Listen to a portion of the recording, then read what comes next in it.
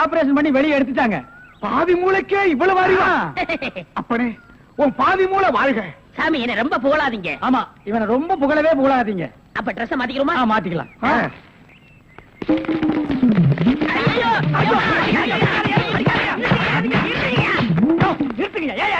Sir நீங்களா? நீங்கன்னு தெரியாது sir. தெரிஞ்சிருந்தா என்ன நாள் போட்டிருப்பியா? அது இல்ல சார், கொஞ்ச நேரத்துக்கு முன்னால இதே இடத்துல இதே ட்ரெஸ்ல ஆயில் கதிக்கு 2 பேரும் இங்க இருந்தாங்க சார். அந்த கொலைகாரங்க நினைச்சிட்டு உங்களை அடிச்சிட்டு சார்.